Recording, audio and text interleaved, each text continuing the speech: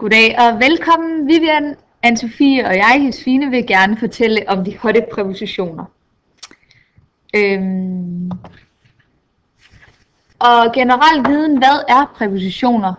Præpositioner, som også kaldes forholdsord, er ord, der placerer handlingen i tid og rum, ud fra noget, der er givet. Dette givne, som kan være et substantiv eller et pronomen, står altid efter præpositionen. Og i nogle tilfælde, der skal man så bruge præpositioner på engelsk, hvor vi ikke bruger det på dansk. Og i nogle andre tilfælde er det omvendt. Præpositioner på dansk, de efterfølges oftest af en at-sætning eller en infinitiv.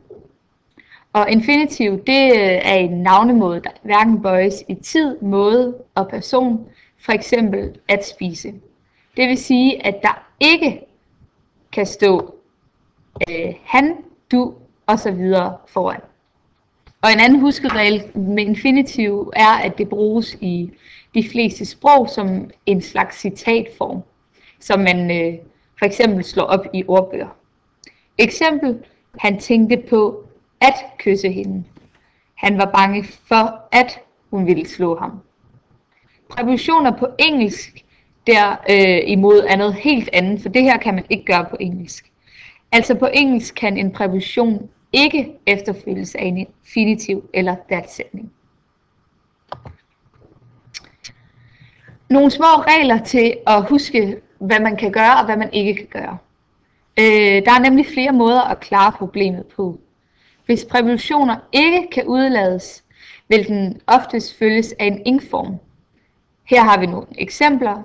He succeeded in passing the exam. He thought about studying some more. Præpositioner som anden regel kan også udelades til fordel for en that-sætning, hvis den er betydningssvag. Eksempel, he was sure of that her father had seen them together. He was afraid to do it, or afraid of do it. Og den tredje regel er, at i visse tilfælde kan man tilføje eller tilføre udtryk som the fact, the possibility eller it. Eksempler har vi her. In spite of the fact that I'll see to it that you. Så har vi lige lidt ekstra information her. At engelske præpositioner kan for eksempel være at, by, of, from, for, with, on, after, in, to, during, within, according to, ahead osv. osv. Og en mere uddybende beskrivelse af disse kan man se i paragraf 174 til 192 H i vores grammatikbog. En ekstra lille hjælp, vi har valgt, det er, at man også kan se nogle af de her udtryk ved præpositioner i grundbogen, side 193, paragraf 193, side 96, for mere uddybning. Ja, så har vi lige nogle øvelser og fejlsætninger til sidst. Er det det, vi skal?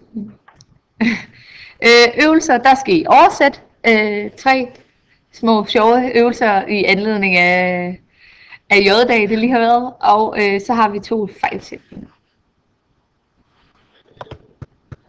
Og det var det. Hvad gør du? Hvad så? Oh my god.